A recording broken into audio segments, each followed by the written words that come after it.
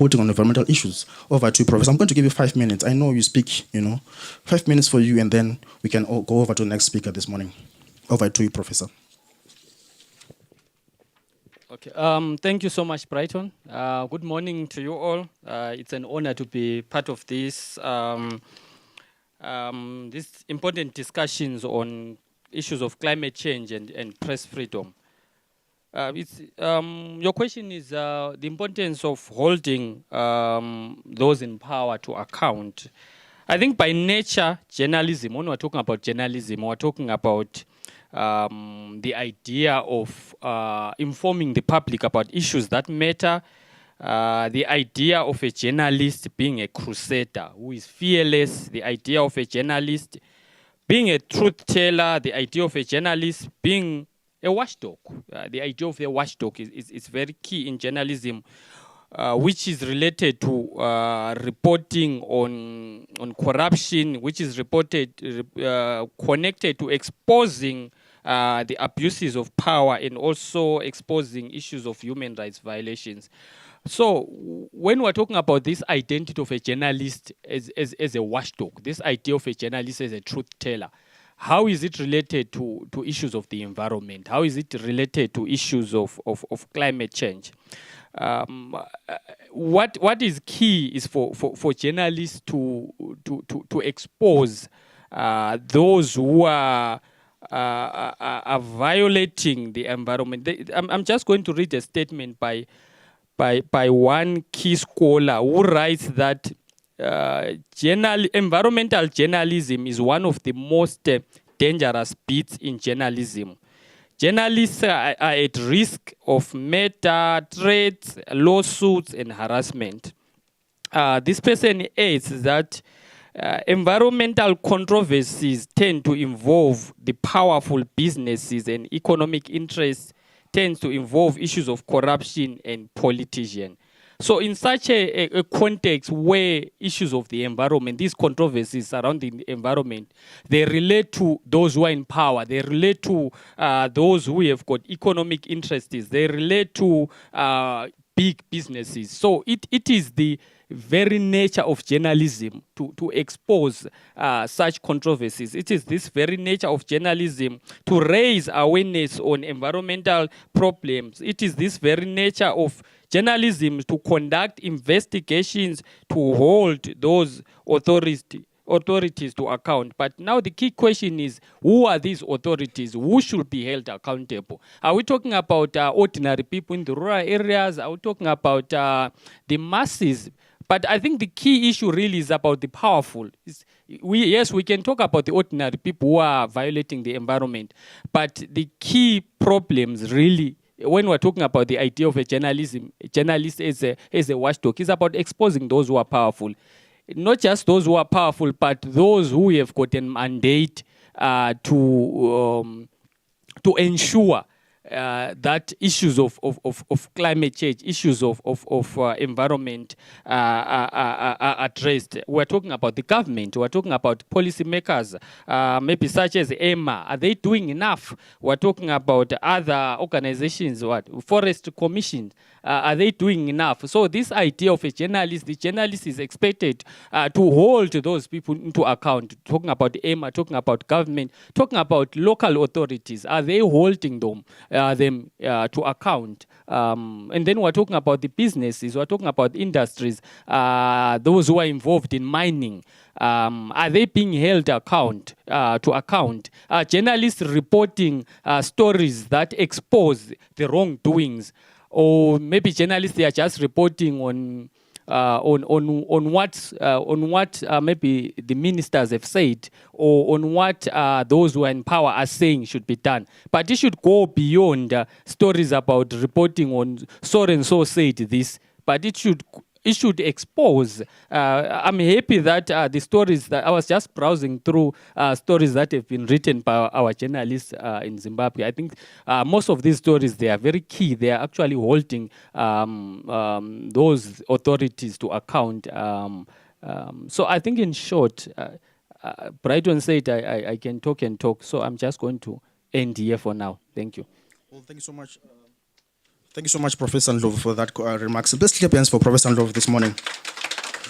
Quite interesting what you're touching on there, Professor, on the issue of the role of journalists, right? Allow me to come to Lulu. Lulu, you are an environmental journalist, right? How are you telling the story? How you've been telling the story of our environment as a journalist with more than 10 years of experience, also an award-winning journalist? How have you been telling our stories or issue of the environmental crisis in Zimbabwe? All right, thank you, Brighton. Before I respond, may I please do some little activity? Over to you, ma'am. All right. Please, may everyone stand up for this activity. Everyone, please, otherwise I'll name and shame. All right, everyone stand up. Nozi, Zenzele. Everyone stand up. Is everyone up? Okay. All right, so I want everyone to put their hand over their mouth like this. And press it for like maybe 10 seconds, right? Everyone put their like that.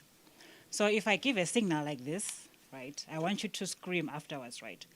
So as you're doing this right now, I want you to picture or imagine a time when someone told you that you cannot speak, when you went to an event, you were blocked from covering that event, when someone treated you badly. So I want you to picture all that in your mind right now as you're covering your mouth like that, right? Is everyone doing that? Everyone? Okay. So if I give this signal, everyone is supposed to scream because today is press freedom, the day to speak, the day when you're free, right? All right, let me see. Peter, come on, cover your mouth. Cover your mouth, yes. All right.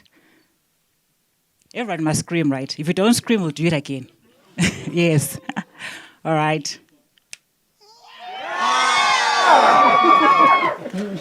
That's not the best scream, guys. This is all Press Freedom Day. Come on, guys. Another scream, please. All right, you can sit down. Thank you.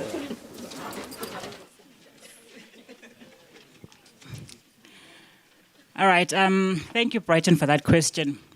You know, as journalists and citizens, we live in dangerous times. These are times where we see hyper-migration, times of serious climate change, which is causing a lot of drought in our country and region. So I'll speak of the region in two senses. I'll speak of the region where I stay, that is Matabeleland.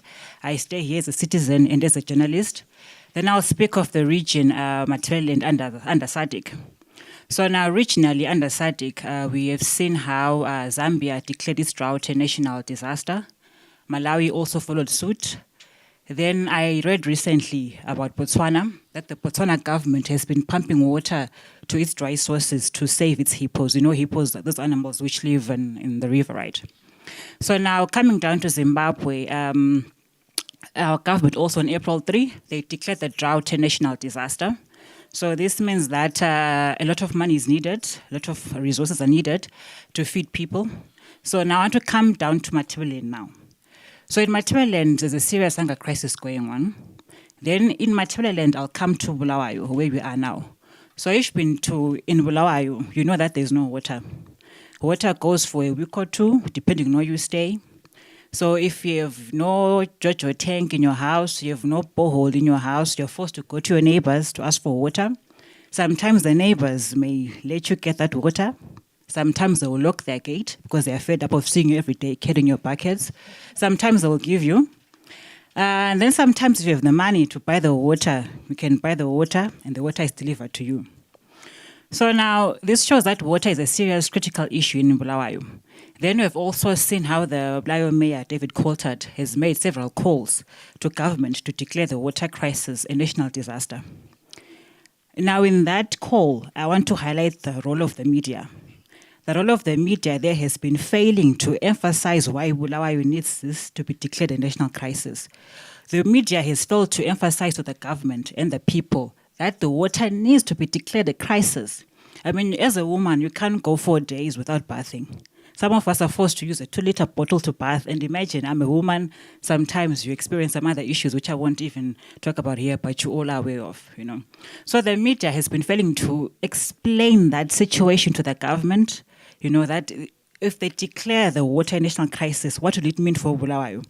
Because every year, Bulawayo, every year or rainy season, it's clear that there is no water.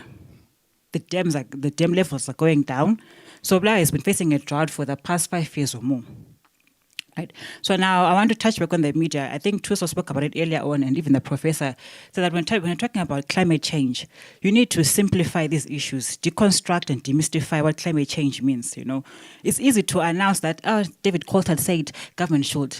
But what does that mean for the ordinary citizen? What does that mean? We should get down to that part, demystify and explain it to people. Government should not relax, or people should not relax or be lethargic that, there's no water in Malawi, they'll buy the water, they'll ask from their neighbors. No, we need a proper solution, right? Also, climate change gives the media a chance to ask questions, ask the leadership, hold them to account. Because climate change politics is very important. People need to know what's happening. We need to know from our leaders how they are mitigating against the crisis. What measures have they put in place to solve the climate crisis? For instance, the media, even here in Bulawayo, can ask the Bulawayo City Council why they are failing to desilt the dams, because the dams now hold little water. So you should ask the mayor, why are you not desilting the dams?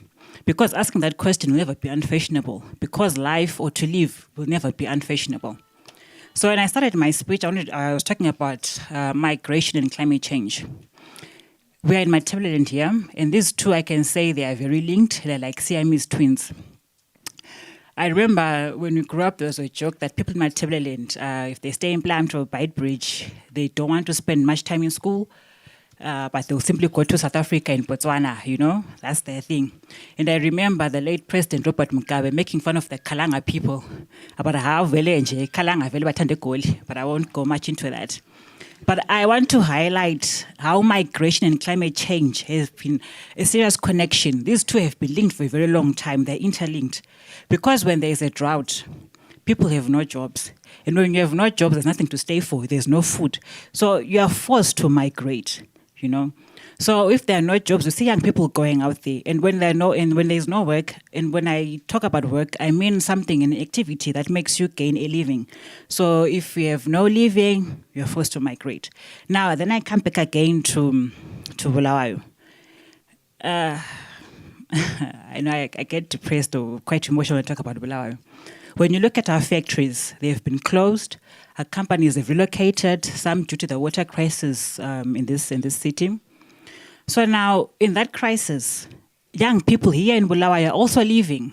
They're going to South Africa. In Johannesburg, at least there are peace jobs. They can get something. But here in Bulawayo, it's a desert. You can't get anything, right? It's a struggle. Then now, as I said before, we're living in treacherous times. In these treacherous times, they call for a journalism that is ethical, that is honest, a journalism that interrogates, that brings solutions. Journalism should have like a searchlight for solutions, it should give us hope sometimes. And even ask those tough questions. What's happening here with this climate change? So journalism needs to thrive. It's a noble profession, I always say that. But for it to be noble and for it to provide solutions, it has to be pure and clean. It doesn't have to be in the pockets of the rich people who are polluting this earth, who are greedy and causing this crisis that we're in. Thank you, Brighton. Wow, thanks so much, Lulu, for that. Quite interesting what you are saying there.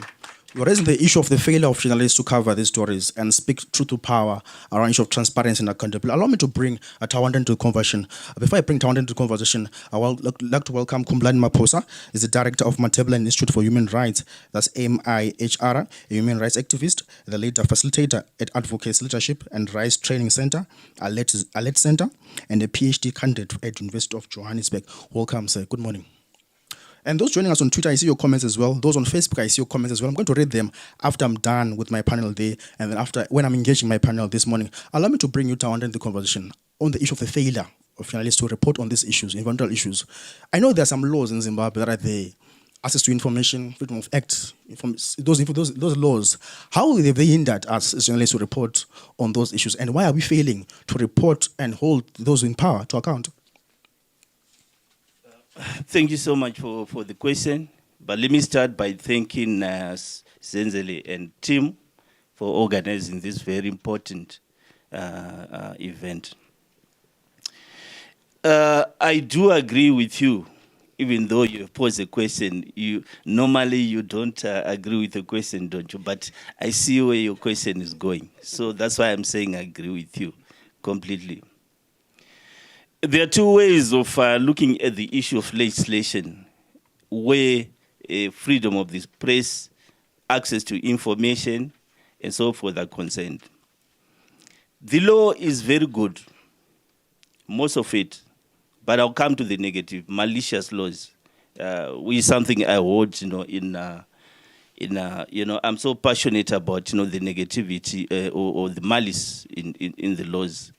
But let me start with the positive side, which though is on paper, unfortunately, most of the time. If you look at the Constitution of Zimbabwe, it does provide adequately and quite abundantly for access to information, for freedom of the press, and for freedom of expression. So you see there is a progression, a three-tier progression in the law on the positive side. Section 60 of the Constitution does provide for freedom of conscience. I think we all know that. And freedom of conscience also incorporates issues to do with a person having the right to hold opinions and then express those opinions. Now you go to section 61. That is the one that talks about freedom of expression, as well as what we are gathered here today for, freedom of the media or freedom of the press. Freedom of the press talks about the right to receive, to seek, receive, and impart information, isn't it? But before that, you have the freedom to hold opinions. You have the freedom to express yourself. This, of course, is being extracted from primarily the United Nations Human Rights Declaration of 1948, isn't it? And then in that sequence, you now come to section 62 of the Constitution. That now gives you the right to access information for the promotion of a right or for the promotion of public accountability. In which case, the state, government institutions or public entities, as well as individuals or office holders, but also in addition to every person, because that is what the law says. As a journalist, you have the right to go and demand information for as long as that information is there to promote a right, for as long as that information is meant to also enhance accountability. So you have one of the best laws, one of the best constitutions in the region, that is Southern Africa. One of the best constitutions that was adopted in May 2013, during the existence of the GNU, the Government of National Unity. And I'm sure there's that universal agreement or concurrence that the Constitution of Zimbabwe is a very good constitution. Unfortunately, it's a good constitution on paper, because when it comes to practice, most of the time there's no adherence with the provisions of the Constitution, or there's no alignment with those beautiful provisions of the Constitution. All right. People remember that it took years for the Parliament of Zimbabwe to enact the first law that would be in alignment with the Constitution that was adopted in 2013. There's so many reasons why it was like that. The Constitution was a compromise, by the way.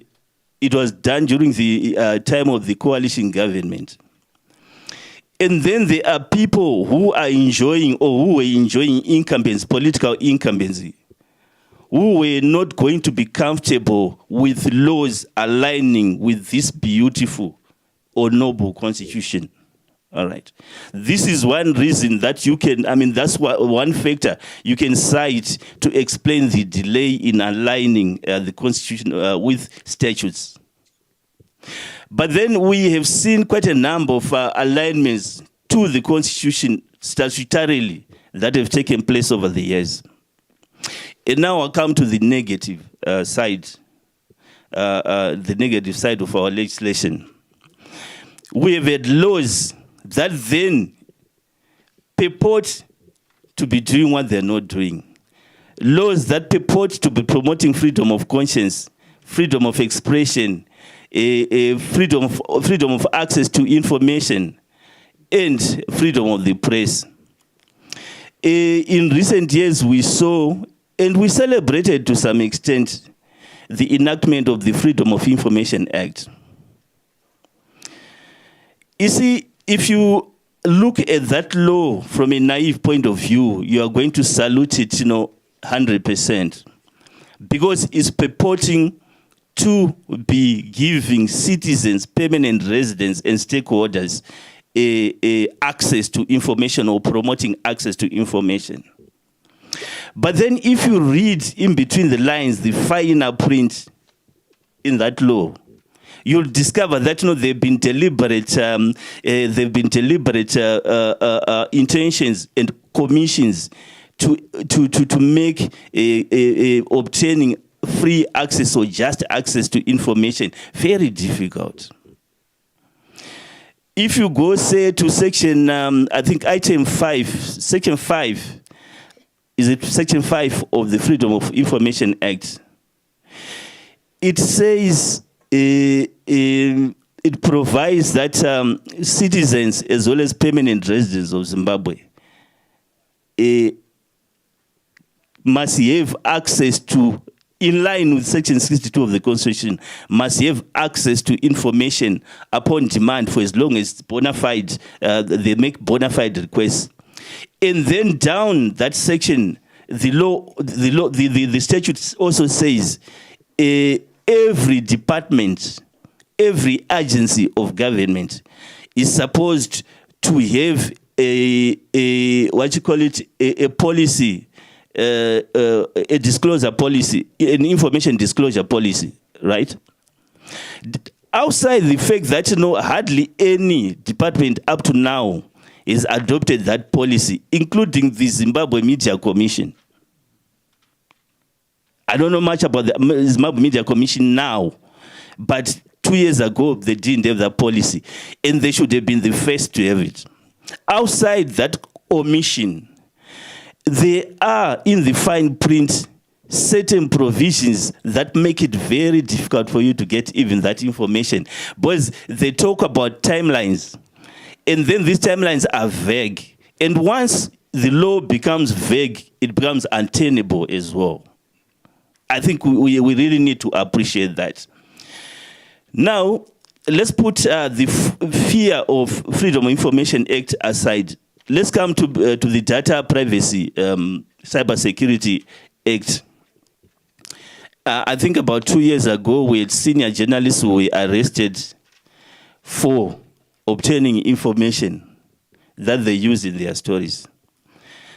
The charge, which is a very, very flippant charge, was that they got the information outside the provisions of the law, because the law specifies rigorously certain steps that you are supposed to take in order for you to get information.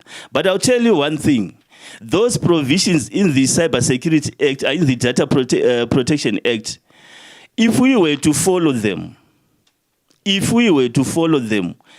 would take 10 to 15 to forever years for somebody to do an investigative story, let alone a general hard news story. Because it becomes near impossible for you to follow those steps, as the law says. So you go back to section 62 of the Constitution that says every citizen, every resident, permanent resident of Zimbabwe must get information upon bona fide demand for as long as that information is for public accountability and the promotion of a right. The Constitution is clear, but come to the statute, which therefore means the statute is unconstitutional. And deliberately so. You know the reason why? The parliament of Zimbabwe is dominated by ZANU-PF. And you remember I said there are people who so much enjoy incumbency that they don't want any kind of change, including legal change, statutory change. You remember what Jonathan Moy said the other time? We can't reform ourselves out of power. Unfortunately, this is the culture that we still have within incumbency. It's a malignance that we have. And unfortunately, also, we have a problem among ourselves as citizens and permanent residents of Zimbabwe not to challenge those things, not to challenge those obstacles. Because one thing I've seen about Zimbabweans is if they see a stony border on the roads and they're driving, they don't stop to remove the border. They find a way of going around the border. So in other ways, we also suffer that deficit, that poverty as citizens of Zimbabwe. We don't do enough to challenge. Some of the provisions in the sections in the statutes are clearly unconstitutional. And by now, I think we should have done enough. Lulu will testify to this. We started doing something like that this year. She attended a training that we did, an investigative training, whereby we were trying to build skill sets among journalists not to demand information of public interest in accordance with Section 62, in accordance with the FIA. All right. So this is the dichotomy that we suffer, comrades, relating legislation around press freedom, in a nutshell. Wow, thank you so much for that. Let's clap hands for him. Quite interesting there that you're raising all these policies, these laws that are there in Zimbabwe, and also alignment of these laws to the question of Zimbabwe. Allow me to bring Kumba into the conversation now. Kumba, you've been working with many human rights activists around these issues of holding the authorities to account. Without this proper alignment of these laws, without press freedom, without freedom of the press, how is it difficult to report and hold those in power to account and bring about transparency? Over to you, Kumbu. Thank you very much, Brighton. Allow me to thank SITE for the invitation, and thank you, the journalists, for being there until we celebrate this day. And allow me to put an apology for being late to attend to a family crisis that arose in the morning. It's not something that I'm fond of, to be late. Sorry for that. Maybe just going to your question, I will appreciate the contributions that my colleagues, valid contributions that my colleagues have said. And I see the media as a partner, a critical partner in the promotion of human rights. Because I'll just mention two or three things. Firstly, as human rights defenders, when we do our work, we need media to cover the work that we do. Otherwise, our work is useless and doesn't have impact. Then secondly, we take from the media, let me say we should take from the media what media exposes to then become the work that we do. It is some of the work that we do has stemmed from the news stories that journalists have covered. It is sometimes journalists that break the news for us. And then we see an opportunity to advance the work because they've done so far. And then sometimes when we fail to hold authorities accountable, we rely on the media to do the work also for us. I'll give you an example. Sometimes you write, he raised an issue with the Freedom of Information Act and an information request. You do an information request to a government entity. They don't respond to you. You share the issue with a journalist. I don't know how journalists manage to do this. Whether they waylay the people, they ambush them, or I don't know how they do it, but they get the response faster than you sometimes. Maybe because that person is afraid that the story will be published without their comment. And then they want to set the record straight. So the issue then has come out. I'll give you an example, a practical example. SITE covered 2 stories within a space, I think, of 6 months, if I'm not mistaken. about Bulawayo City Council and the pipeline levy. I remember the pipeline levy that we used to pay. I think it was $1 a month some years back. And when the site covered that story, it was two different journalists from site. A council gave certain statistic on the first story. On the second story, they gave a conflicting statistic from the first story. As an organization, we picked that, and then we went to Bulawayo City Council and said, on this day you said this, the town clerk said this, on this day the engineer said this, so which one is it? Right. When Bulawayo City Council couldn't give us an answer, we pressed to the point of saying, give us the receipts. If you spend the money, show us the receipts. But where did that action come from? It came from media. So to me, giving a platform, a space for media to function without undue restrictions, without curtailing its work, is the most important fundamental. But beyond that, my question is, who do the media work for? I don't think that who do journalists work for? I don't think they work for their media houses. Journalists work for media consumers, who are us, the citizens. But my question then is, do we consume? Are the consumers consuming, or they are just reading? If the consumers were consuming, by now, with all the restrictions that were there, with all the problems that we see in the media, we should see evidence of consumption of the news. If you consume inkobe, kakhulu uyaqumba. Right? Ungaqumba, there is a combustion process that happens to you, which is evidence that unjani uqumbile. If you consume umkhanqa, uyasutha manzi, there is an excretion process where you have to run and urinate more to show that what you consume is more water. But these people that are consuming the news, I don't see anything that is evidence that they are consuming. Whether in their tummies bulging to show that they are consuming, their bodies expanding to show that they are taking a lot of sugars or fat, or their excretionary process showing that there was a consumption. I don't see it. Then my question then is the problem the journalist, or the problem is the consumers of journalist products? Thank you. Wow, thank you so much, Kumbo, for that. Maybe I'm an example of, look at my tummy. I'm consuming news. Look at my tummy. I'm an example of a consumer of news, Kumbo. Look at me. Right, maybe let me bring back to you, Professor Ndlovu, on the issue now of students reporting on climate change issues. People are busy writing feature stories. People are writing others. I'm not saying they're bad stories, but we have been so into writing these feature stories, these nice stories, meta stories, and so on. Let's move on to our theme for this year, a praise for the planet. Let's move on to writing about climate change stories. What can you say to journalists, to young journalists there, about the importance of writing about climate change stories? In brief, Professor, before I open the platform for others.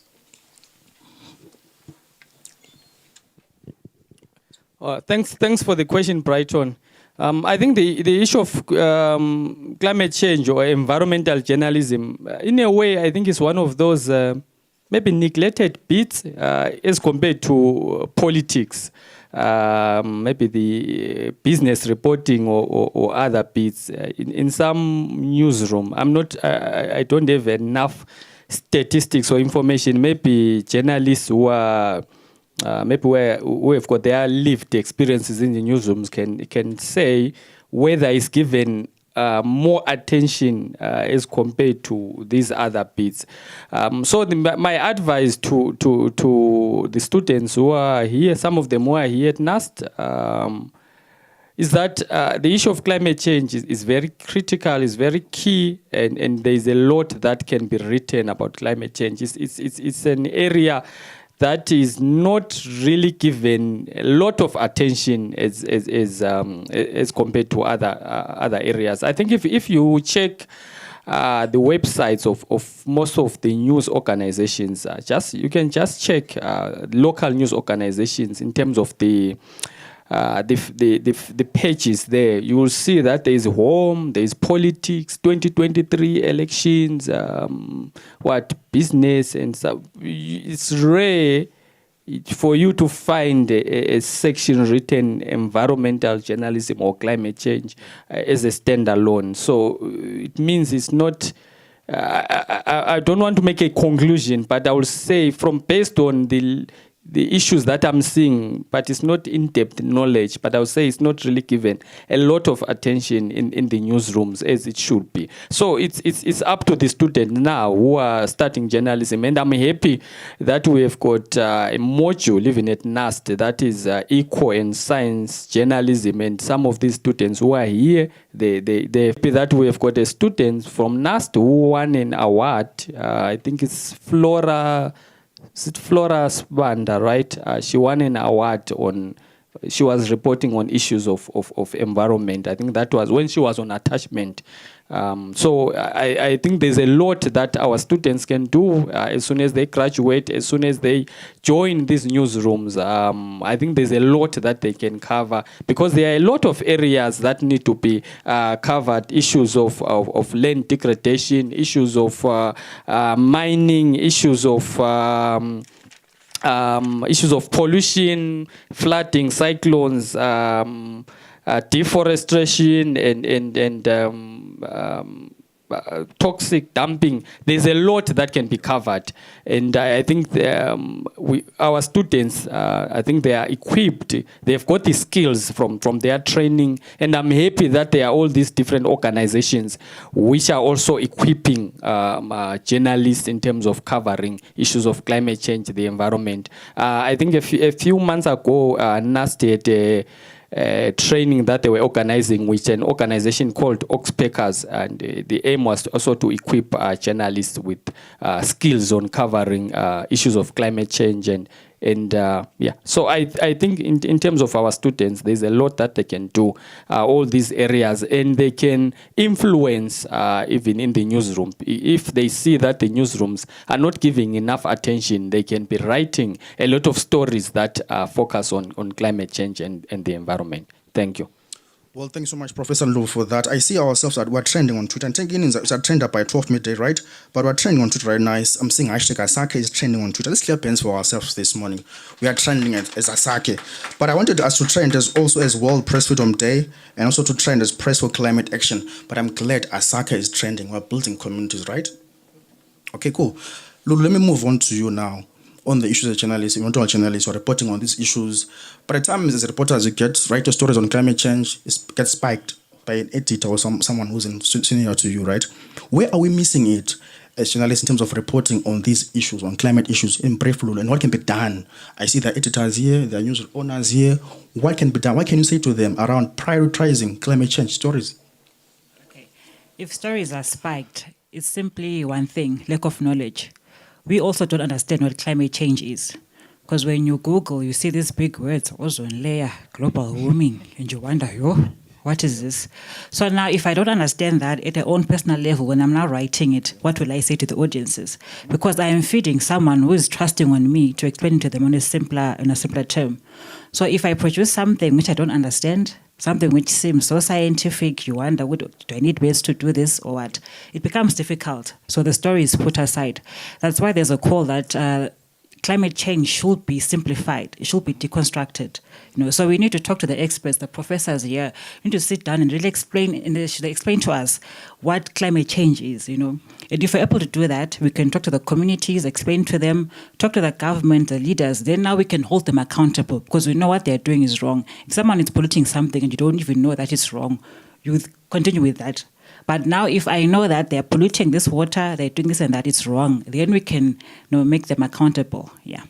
Thank you. Thank you so much, Lulu, for that. Maybe let me bring Tawanda as we wrap up this morning. I know people are itching to ask questions. I see you, Zwa. You want to ask questions. I see you itching to ask questions. I'm going to come to you shortly, guys. Mr. Tawanda, the issue of laws now. Zonzile spoke earlier to say World Press Freedom Day, but are we free as the press? We spoke about the laws and policies. What can be done to align those policies to the Constitution of Zimbabwe? Journalists are arrested every day. What can be done to align these laws to the Constitution of Zimbabwe? In brief. Okay, in brief, Are we free? So it's not one question. It's two questions. Are we free? We are not. And I'll briefly explain why.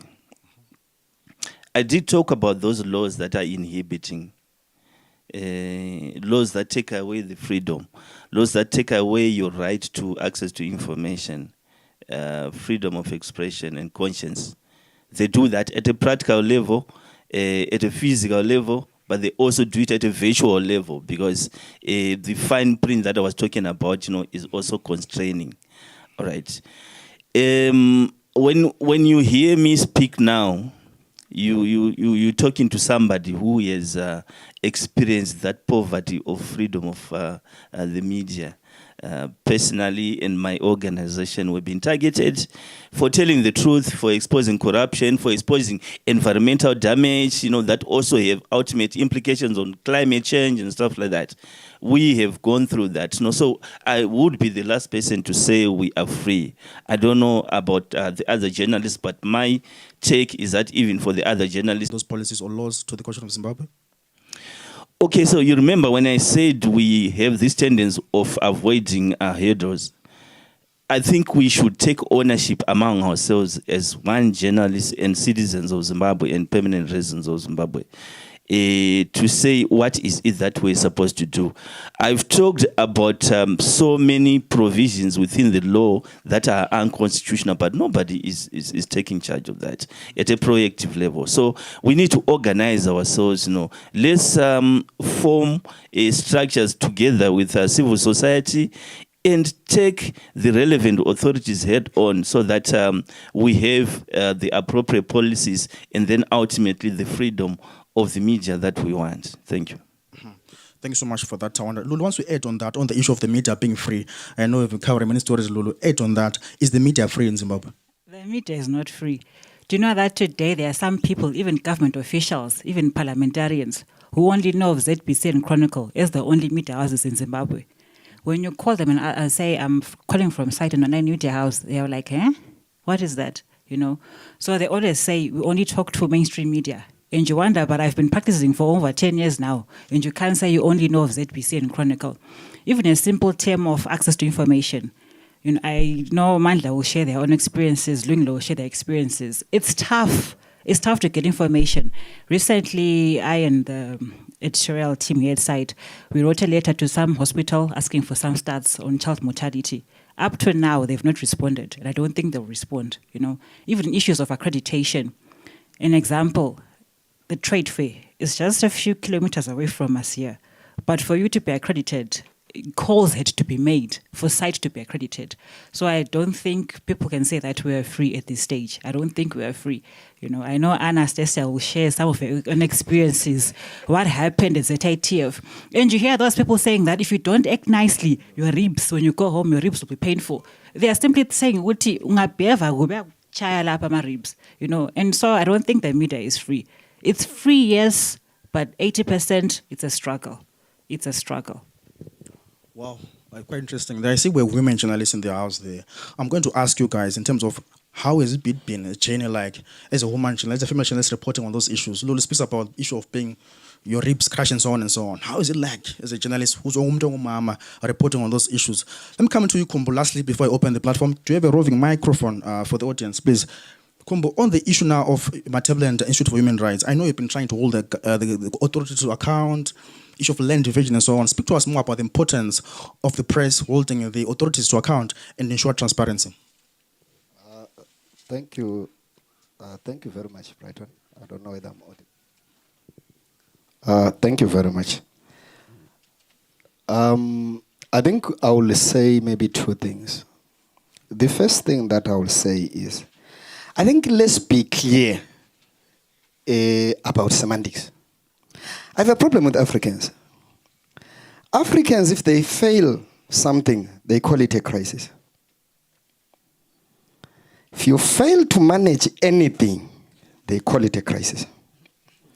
Right now, I'm hearing stories of always Bulawayo has a water crisis. Bulawayo doesn't have a water crisis. Where did it start? You can't call it even a perennial water crisis. It's absurd to call it like that. Let's call a spade a spade. I'm a driver of a small motor vehicle, and I see it as foolishness to sideswipe another driver. If you want to have an accident, have a head-on collision. It's clear you are moving in different directions. But sideswipe, what kind of a driver are you? Right, where am I going to? Bulawayo has not been having water for years, and we call it a crisis. Why? It's because we are afraid to call it what it is. We have a leadership crisis in Zimbabwe that is manifesting itself in lack of water. Simple thing. Right, this year we have a drought. This drought was announced in March last year, 2023. That 2023-24 farming season, 2024-2025 farming season, there's going to be a Nino drought. Our leaders sat down. They continued to eat munching chocolates and ice cream, going to trips and everything, lying to us that we have enough maize to last us for 18 months and everything. Then all of a sudden, we don't have anything. We're looking for 2 billion to help us aid. Then we say we have a drought crisis. We don't have a drought crisis. If you have been following trends, this drought was supposed to be there. Whereas if you are in Matabeleland South, what do you expect? Do you expect to have an ocean? It's like expecting a 90-year-old woman to give birth. Where's 2 twins? It's impossible. Then you say she has a fertility crisis. She doesn't have a fertility crisis. She's not supposed to give birth. It's simple. Right? So everything that we are failing, we can't call it, then when we blame it, and then we say, it is a crisis. Zimbabwe fails to manage its politics. We have a constitutional crisis. We don't have a constitutional crisis. We have thieves that are holding into our office and they don't want to leave. Simple. We have despots in power. Why don't we call it a leadership crisis? Because that's exactly what it is. So what am I saying, Brighton? I'm saying to journalist friends, let's call a spade a spade. That's number one. And when we do that, then we will know how to hold people accountable because we know where the problem is. Then in number two, to us, the consumers, for journalists to do their work well, I think we have watched too many movies. And in these movies, I think the movie producers need to change this. Journalists are superheroes and it's bombing, blasting everywhere, and journalists are there reporting. And then we feel like these people have magical powers they can withstand. Journalists are human beings. How often do we reach out to journalists and say, hi, how are you? How are you doing? We don't do that, right? We feel like there are people that are supposed to do it, deliver it. But they deliver with what simple psychosocial support.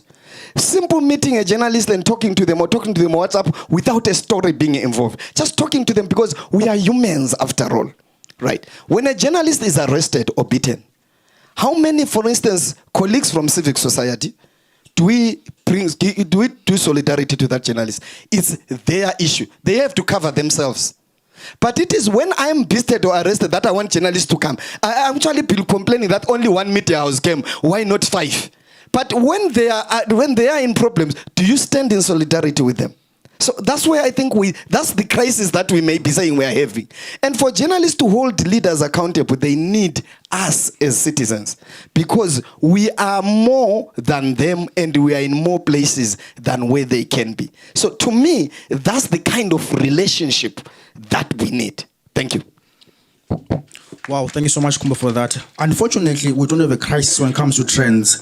We are trending on number 1 on Twitter. There's no crisis there. Everything is cruising nicely. Number 1, World Press Freedom Day trending on Twitter. Let's clear hands for ourselves for doing that this morning. Right, I know we're itching to speak, Makosi. The microphone, roving microphone. Please give it to Marcos. Marcos, what do you think of this year World Press Freedom Day and the remarks made by our panelists this morning? Good morning, everyone. Thank you, Brighton. Okay, I have a lot, but let me just to say that these presentations reminded me that the role of the journalists is really important, and it catalyzes the whole ecosystem of a functioning society. Lulu spoke about the challenges that the journalists face. Umpatisi talked about training. My brother Tawanda talked about policy, and Ukumbu talked about how the civics and other guys come into the whole thing. So let me just comment quickly and say, the policymakers are the ones that facilitate or make our job easy. Policy making is really a complex thing, or a complex process in Zimbabwe, and the people who make those policies never think that they are well-meaning. So the journalists also need to sort of like be aware of that, to say these policies half the time are not meant to make our job easy. So it's something that we need to be aware of as we think about all these important dates like this one. Never think that those policies are for us to, and then to Udok, at universities, training of abantwana esikolo and things like that. We used to say our job as journalists is to declassify, is to de-jargonize. We used to claim those essays, and those things are really like practical. And to say that it's a whole ecosystem when you talk about a university. Sometimes you can write a feature story about one of your colleagues in engineering doing an intervention that is saving the environment. Don't look outside too much, but you can look within the ecosystem. You have a radio Konangale Nasden and things like that. So it's a whole ecosystem that is sort of like expected to incubate the guys so that when they go out to come to site, they're well-rounded. It's really important. And then on the collaborative aspect, gule problem. We need to collaborate more. I'll just go back also again to Ululu to say that journalists also should be collaborators with other institutions. And don't think that they don't know that site exists or they know ZBC and the Chronic Namanga. They know that the alternative media is there, and the alternative media is really to tell these important stories that we're worried about, especially when we talk about climate change and the environment.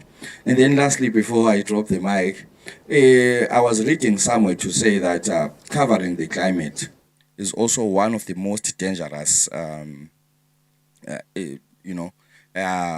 number one will be war, and number two is covering the climate. There's a lot that is happening there, and you can't really walk in and cover those things. So this is a really important conversation, and thanks Zenzele and team for that. Yeah, Thank you so much, Makosi, for that. Yeah, there's an alternative, Makosi. There's site, there's Makosika's Media, there's Community Podium. So please hand the microphone to Makosika's Media at the back there. I want to hear their thoughts around World Press Freedom Day. Over to you, Busi Bebe. There she is next to Alpha. Let's speak more about the role of women, Busi, in terms of covering the news. Hi, Brighton. This business of being ambushed. I think as an organization that represents women journalists and coverage of women's issues and their participation in development issues, this day is very important to us in the sense that we always preach that journalists should be able to engender the coverage of news. And when it comes to the environment, already we have a backlog in the coverage, women's voices in the news, but now it's even worse because we have a shortage of women's voices on issues of climate change and the environment. So we now have a double tragedy when it comes to engendering the media and mainstreaming environment issues, use culture and tilling the land. Women are the major users and the major workers on land. They know what works and what doesn't, but they are left out of policies, and because then the majority of the people that work the land, the majority of the population, as they make up 52% plus of the population, it means you are leaving out the best hands or the biggest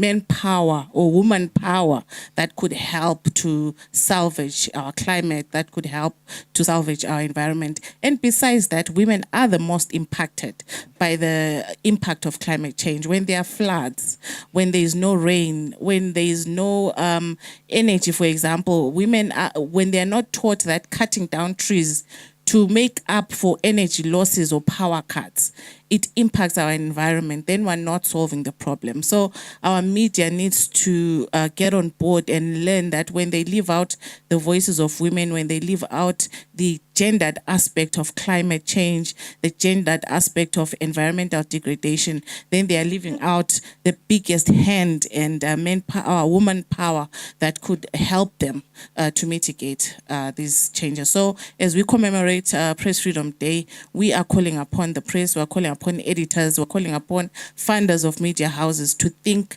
about the engendering of news media. Thank you very much. Well, thank you so much, Bosa, for that. Let's clap hands for Bosa for that. Allow me to come to my last speaker for this one before I go to the next thing on the program. Tibet, I know you're programming Emakai with Community Podium and covering community stories and environmental issues there. Speak to us more around that, in line with our theme for this year, Press for Planet, Journalism in the Face of Environmental Crisis. Speak to us more about the way you're programming Emakai Community Podium. I know in Lupane, covering different issues there in Emakai. Thank you so much, Brighton. I would like to acknowledge and thank Site, Zenzel and team for coming up with this very important conversation. I'll take a leaf from what Umaposa said, which at times we get worried to say, are the consumers consuming, and is this information of help to them? I'm a serious fan of solutions journalism. I enjoy, because of the marginality of the communities that we serve, at times you'd really want to focus on the solution than amplifying the problem, but we do both. But where I get a challenge is how people, I would like to know how people, maybe something that is media here, who could actually do a research and get to know a story written by Lulu, how does a person in Lupane process it, for example? Are they hearing what Lulu is saying? Or is contextually not within it's not making sense to them in their context? Or if we write a story in the context of Pinga, will the Pinga community read, or I will read and say, is this really happening in Pinga? This is sad. Or in Kai, this is sad. How is our information ecosystem like? Because with the advent of social media, we have a lot of information. Like you wake up in groups, some of us are in over 50 groups. It's information everywhere. Now there are signs that thieves use to say there is no man here in this house, there is an old woman and things like that. But how do we then say in the information ecosystem in our different contexts be able to provide sustainable solutions that communities can rely on while we push back on disinformation and misinformation as well? So I think this conversation should continue and we should overly rely on each other's skill sets. I know my brother Tawanda does a lot of work around investigations. After the investigation, can Nkosi take that investigation and break it down to another person in a different context to say, these billions that are being spoken about, they translate to this at your community. How does that look like? Where would you be as a community? So that as we eat this information, we should be able to say, there is a public hearing done by Parliament and it's empty. What's going on?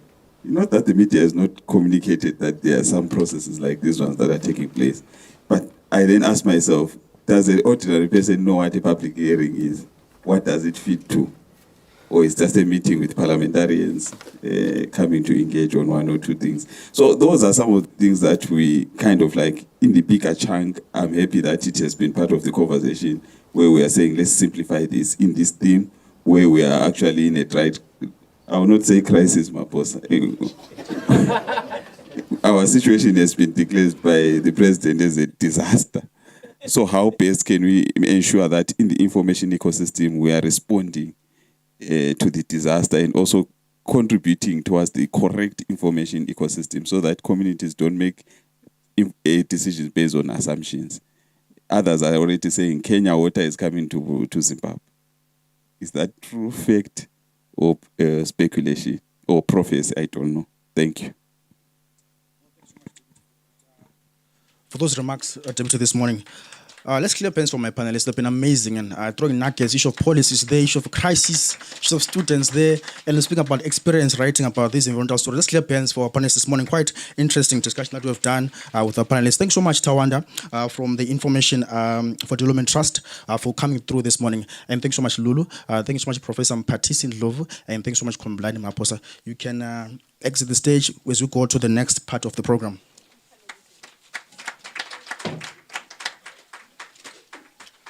Right, so as we move on with our program for this morning, I see we have the keynote address going to be given to us by Bashar Jah, who's a seasoned journalist, a veteran journalist. I wonder when will I be called a veteran journalist?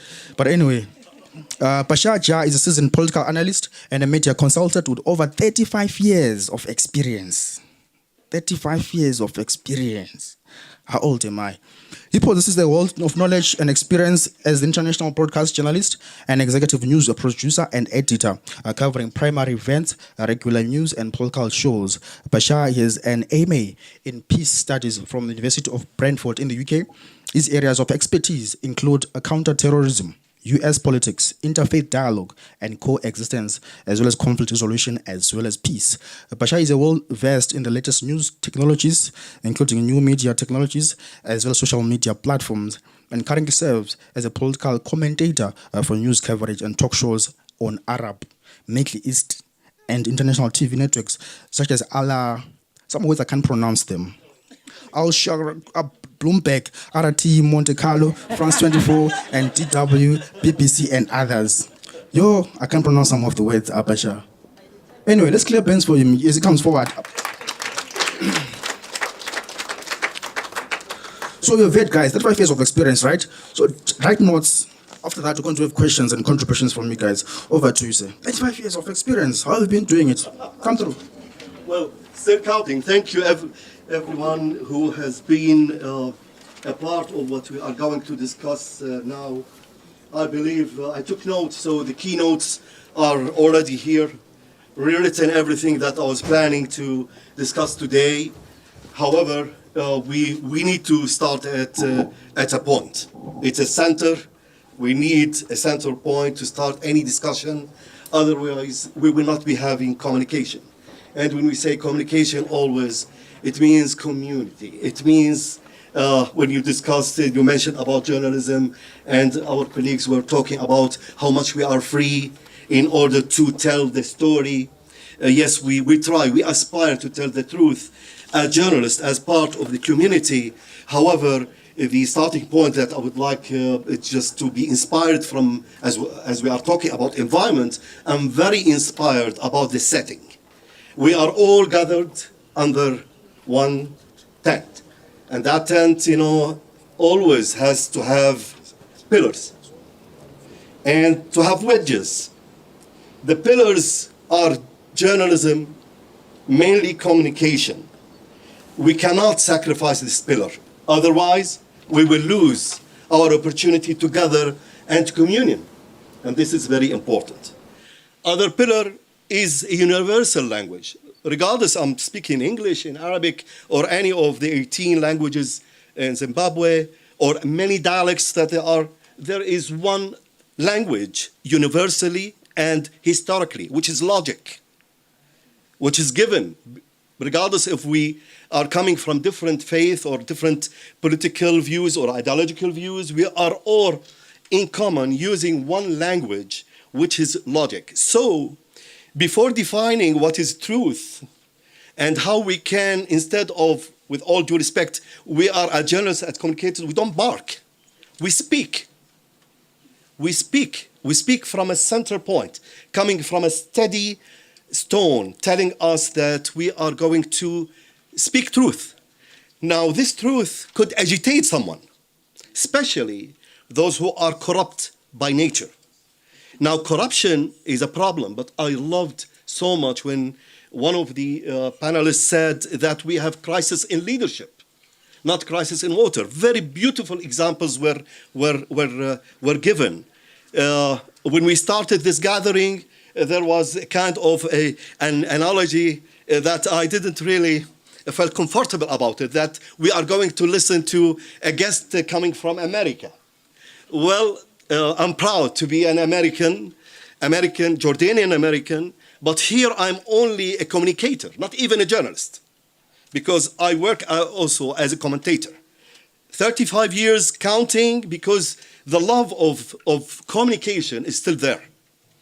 And I try to support my pursuit of truth by studying more and being more open-minded and open-hearted to as many I can learn and teach myself before I try to have the podium that to preach on other.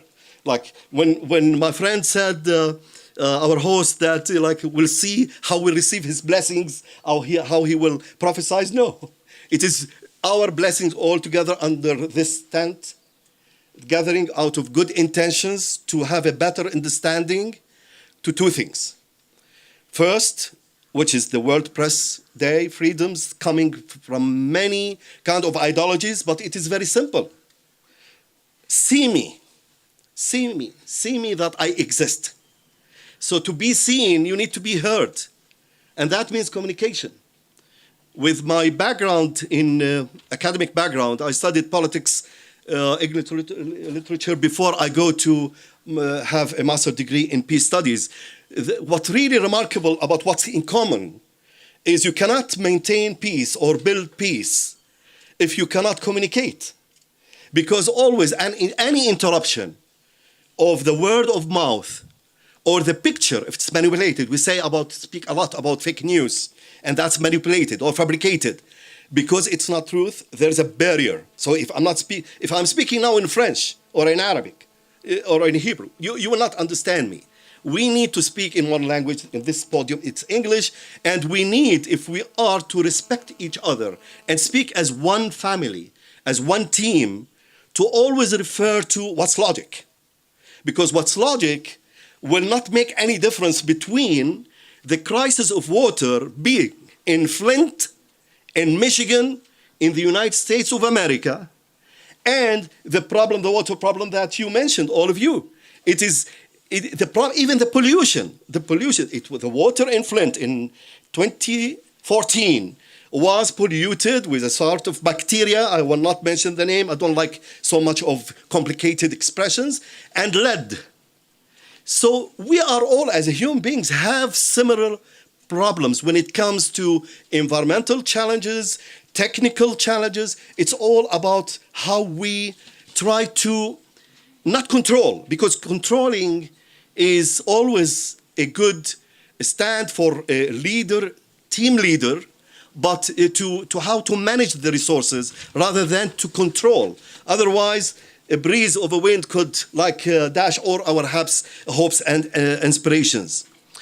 I would like also, when I use the image of wedges, we use in the expression that person or that political party or that government trying to put wedges, between us, to differentiate, to break the alliance. Now that's politics, right? And that's sports. Also in sports you do that. But the other purpose, the wedges, the main purpose is to stabilize things.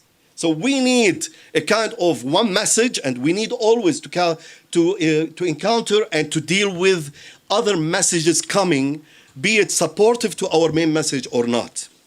Now, when we talk about being honest, to play the role of a communicator or a journalist, to speak the truth, as most of us were saying, to have the freedom, to have the guts, freedom comes always, as humbly I can say from my experience, comes also always from within. The name of the center, innovation. Novo means new. Innovate is to bring something new, and it's always from within. So the power, I'm not waiting. I believe all parents know that. I'm a parent of relatively speaking, big family. As a father, I always try to empower my kids to have the knowledge, the right code of ethics to avoid and to deal with any family crisis. Because I will not be able to be their guardian angel forever. So you need something from within. So as a communicator and a journalist, if we are really honest of not playing the role of watchdog, we love as human beings always images. We stick sometimes to it in a very rigid sense. In times of distress, yes, There were kings and emperors that they will send people as eyes for espionage. But okay, if you want an analogy, what about Joshua? How Joshua and the promised land. You talked about prophecy, here's I'm talking about prophecy. The spies were not coming from a bad attitude. They're coming from a good attitude to explore the promised land. So our promised land as human beings, all of us, needs that kind of an eye. Now, eye of a spy or eye of a hawk or eye of a journalist. What is a journalist? Investigated by the definition. You know, we love all of us when we had that terminology, that this person is specialized in, I don't like interrogative, investigative. Yeah, interrogate, that's really harsh, you know. But investigate, how you investigate your story, your sources, that is a part of how freedom I can enjoy. And how can I protect myself as a journalist? I served in 3 different kind of environments as a journalist and as a communicator, as a politician as well. All the time you can face different challenges, different set of rules or regulations, but if we are from within supporting each other, ourselves and each other, we will set the right tone for the relationship instead of being a watchdog that always is sitting there trying to protect the landlord from a thief. That's good. But the real thief is whoever does not speak truth. The wolves. And we know there are wolves like try to be like to look like sheep and so innocent. And that will take us to the concept of virtuousness, you know, righteousness. Who am I to say or to claim that first I claim only the truth? I know very tiny bit of one angle of the truth, one vantage point. And who am I to say that I can enforce that with the means that I got? We need to acknowledge at a certain point that we are not anymore doing that watchdog, not even in the prophecy. We have so many prophets across the history, all of them dependent on the power of the mouth, the power of the word, and that there was lots of persecution. So we are not new about this. When you mentioned, I love that analogy, that it's not a water crisis, it's not a fertility crisis. No, it is management crisis. If we are real leaders and we really can manage what we have, first of all, not to deceive ourselves about our position. And I really regret that some colleagues from my profession try to be in a position that to determine what's right or wrong. And they, in that case, will fall in the trap of moral corruption. And this is extremely dangerous because always arrogance comes from ignorance. The more we educate ourselves, the more we are humble to the truth. And the more that we are aware that truth is relatively measured and relatively spoken and communicated. Now, when we talk, among the ideas that I liked when it was discussed by colleagues through the panel, it's about the free access of information and how we can really do something about that. Now, we are lucky, I would say, that in digital age, which is also a double-sword edge, we can not always go to whoever is holding those information or data and try to access information. And how much we are good in dealing with media and with technology, we will have further and further kind of tool to help us. For example, if someone is writing a story about environmental challenges, and you heard me earlier talking about Flint, Michigan, 2014, then this could be a very good beginning where to start your research if you are doing a real story and trying to be a kind of a solution, not to be a kind of interrupter of communication. And that goes with why the free access of information is important. We know now, it came in the news that Elon Musk is trying to sell a cell phone that will have exclusive access to every data available only by the owner.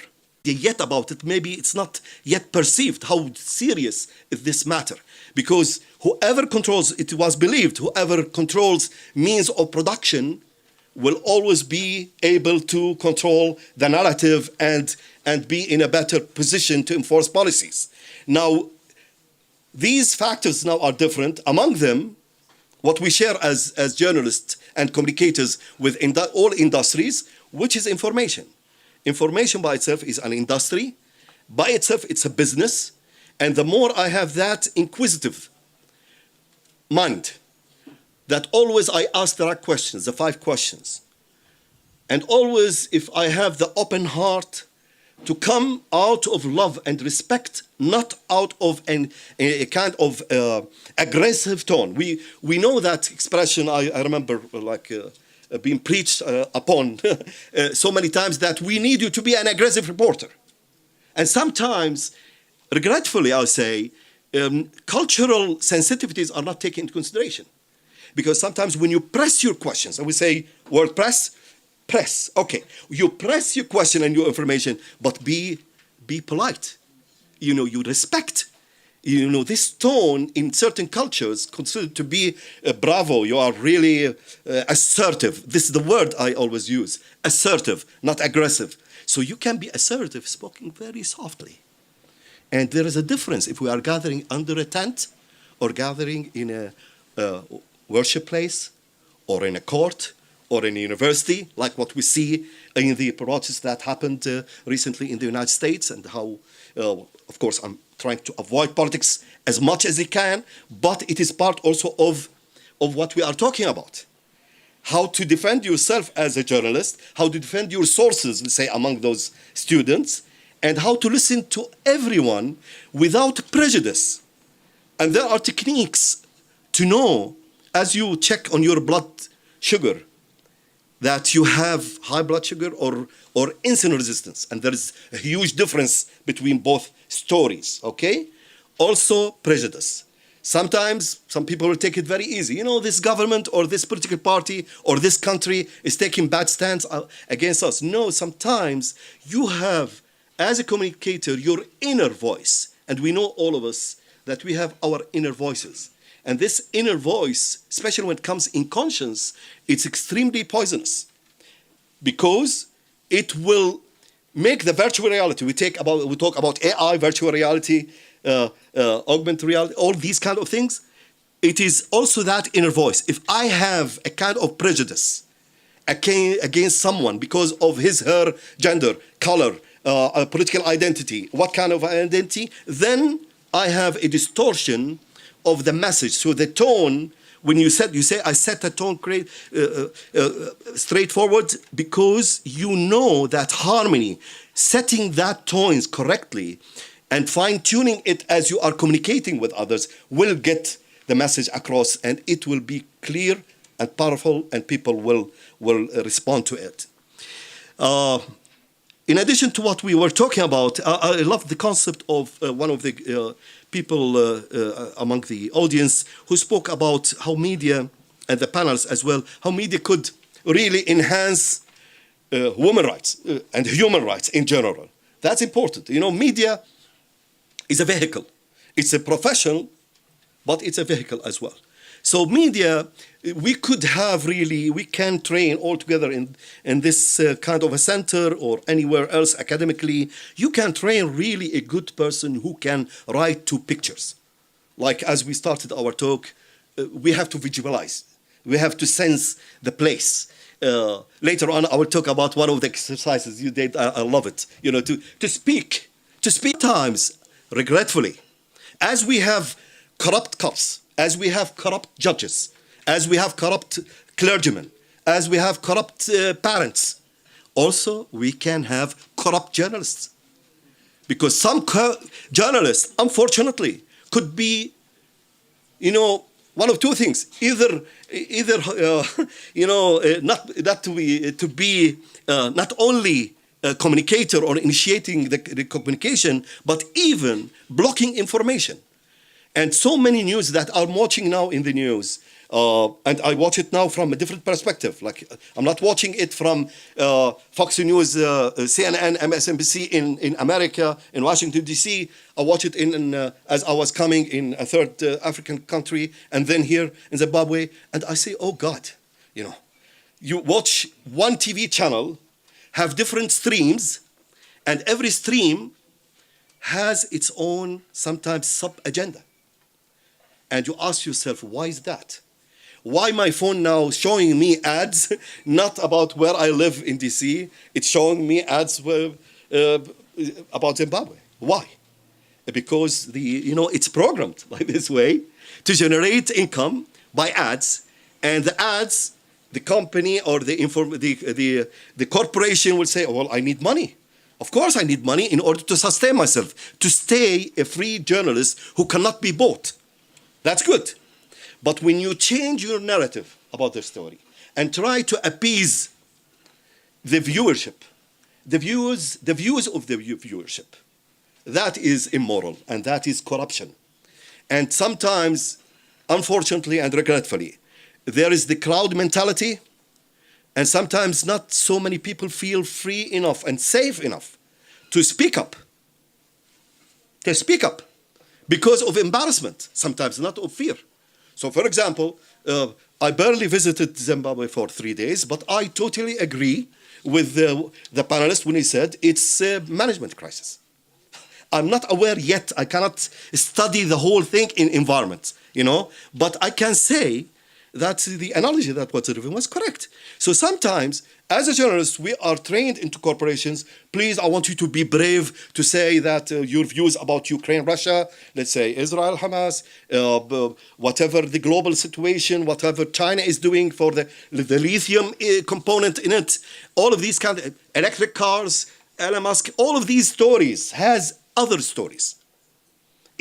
The problem that the narrative is not anymore written in Atlanta, Georgia. Let me give this example because I had the honor to be educated with CNN and worked and writing op-eds till now for CNN. Humbly, I can say, like among the main things that I learned when I had the honor to meet Ted Turner, who has that genius project of CNN, cable news networks, meaning instead of broadcasting antenna, using cable. Now we have with Apple, with all of these technologies, you can stream it as we are streaming this event. That person has next to his office a lion, a real lion. Like real lion, but not alive, obviously. and he always say, I remember we were visiting from 17 countries. He said, it's all about how much you can be courageous and never be afraid to be alone. Yeah, and this is Africa, this Mother Africa. We are, allow me to say we, because I think among my ancestors, maybe ancestors were coming from Africa. And this is that lion spirit that will not be deceived by the crowd, even if, not barking, the hyenas were making so much of noise. So sometimes even journalists could fall into that trap of, unfortunately, corruption or being intimidated to say what is deemed to be truth, at least from their perspective at the time.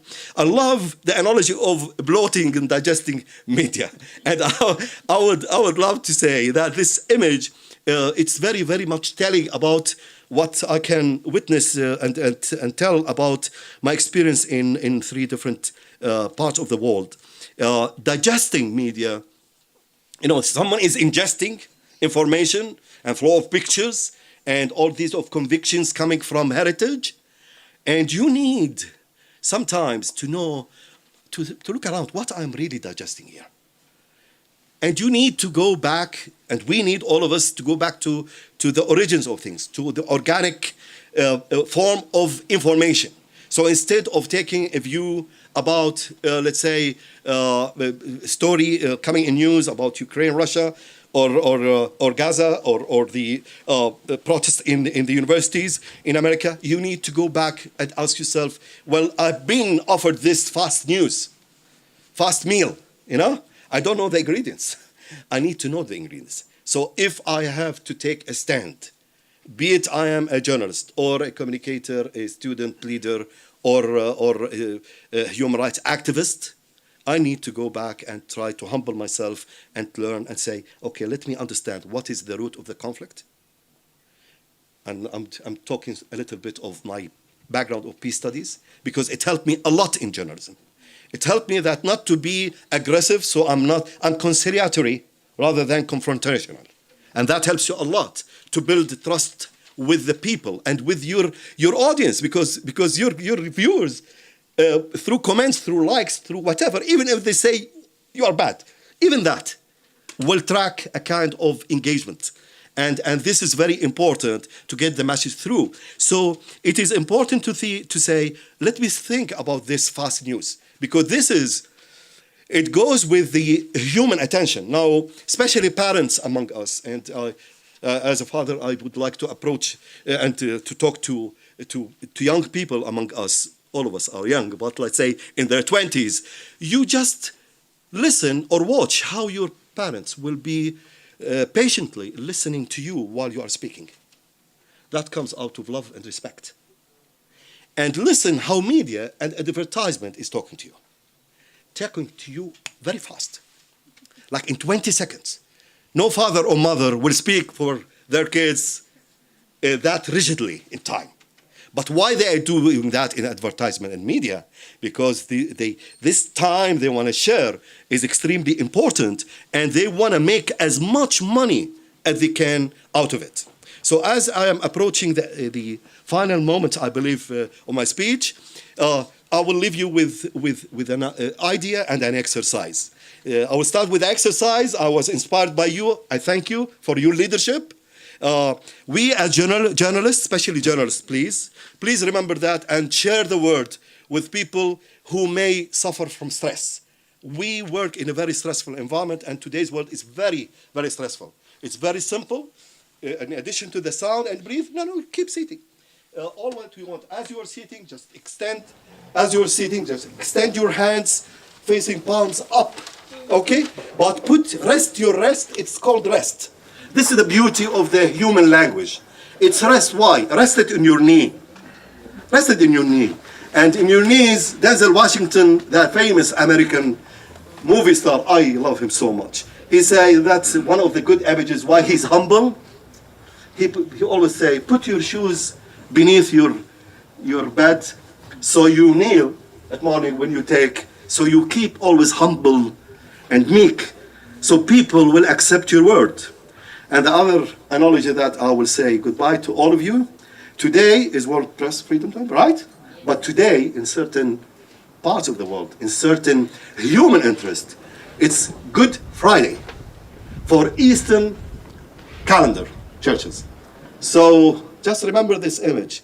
After pain and suffering, we all shall have also, I hope, happy result and happy ends. Thank you, everyone.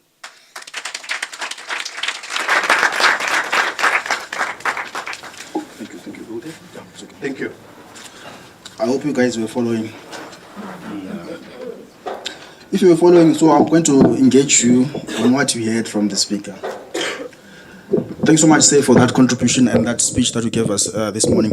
Those who are joining us online, I see your comments, I see your contributions. I'm going to read some of your comments this morning.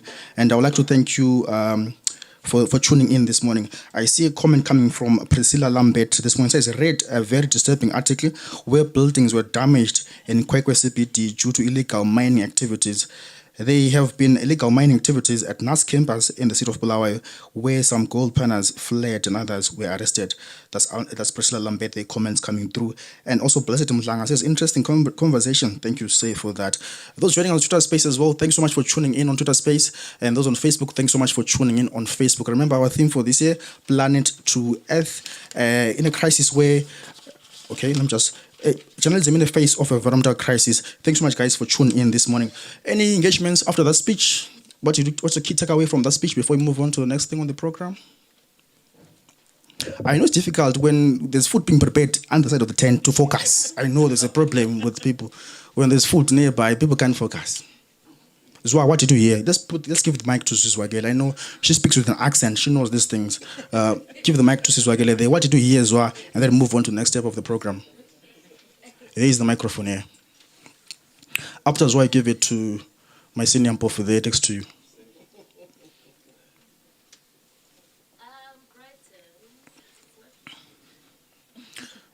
Switch it on. It's not working. It's been a very comprehensive morning. You know, I've learned so much. But my first thought, though, is we are talking about environment and climate change. But is it really practical to be pursuing that? Because look at other places that are providing climate change interventions. They've got alternative sources of even basic things like energy. We are still relying on coal and we're cutting down trees. And you can't take away that and say, no, guys, stop doing this. What is the alternative? ZESA, the hydroelectric power thing, is something else. You know, the power cuts and all that. So energy being the major component of what drives climate change and all that. What is the solution? Is it really practical to be pouring all these resources and saying, yeah, climate change. But it's not practical. There's no wood. There's no energy. There's no alternative sources of energy.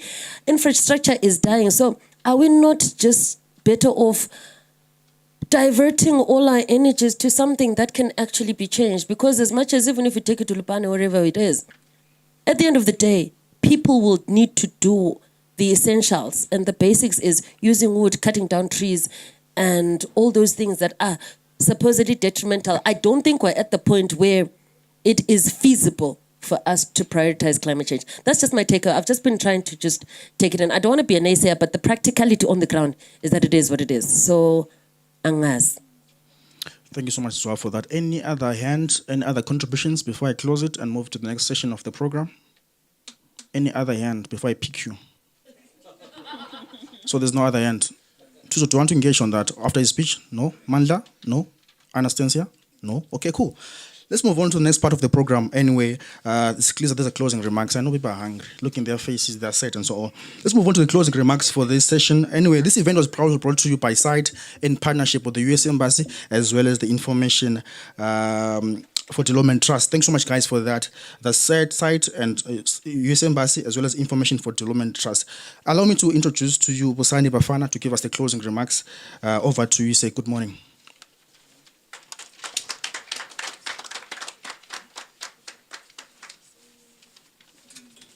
Human rights are about ensuring that everybody is comfortable and enjoys all the rights. You see, the podium is only made for the vertically challenged.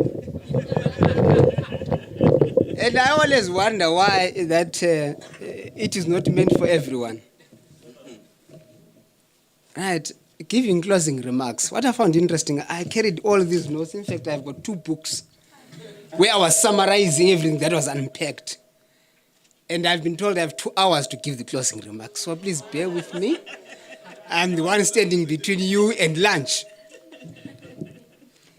Having said that, I think this morning has been groundbreaking. First of all, we heard from our panel that discussed the challenges that journalists faced, particularly in the issue of securing press freedom and relating the issues of climate change. But more importantly, I picked up quite a lot of essence and the importance of freedom. More so in the existential times that we live in, where you notice that environment and climate change issues need the lens and the focus of journalists. And journalists have no more important task than to actually expand and give the world this information that is so critical about our crisis. I think one of our panelists mentioned that we should not talk about a crisis, but we should actually look at what are the actions that should be taken and how should journalists exemplify those actions.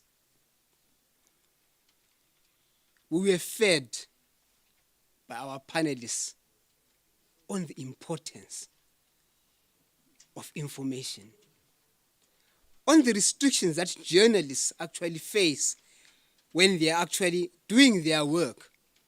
But today, I think the key essence of this day is on focusing on the environment. And one of the biggest crises is climate change. Closer to home, we have the issue of water. We have the issue of droughts. We have the issue of food insecurity. But what is fundamental is what is being done and what should be our actions, particularly what is the role of journalists in amplifying all those challenges to the world. I want to turn to our keynote speaker, Basha Jabbar. Thank you for enlightening us. Thank you for the great elogies about humanityness.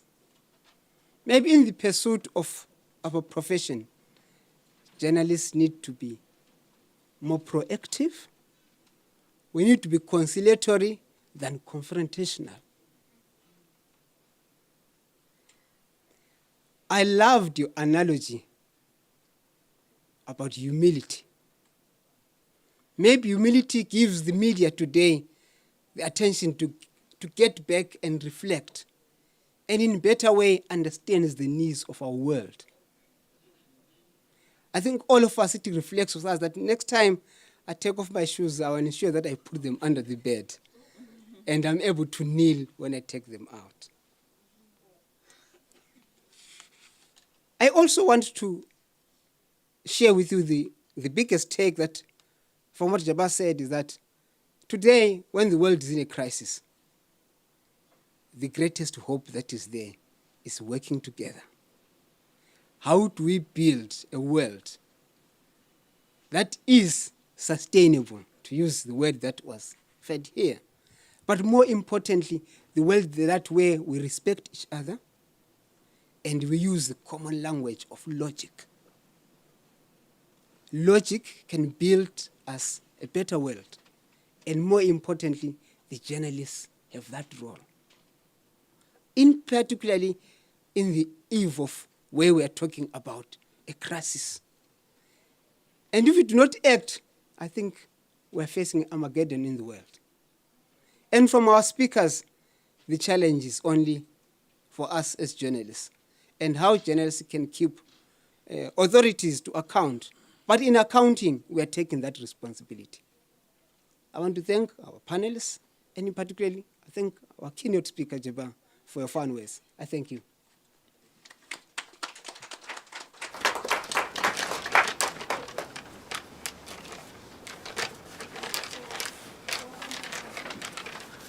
I've learned that in any event that I host, the MCs never thanked. But anyway,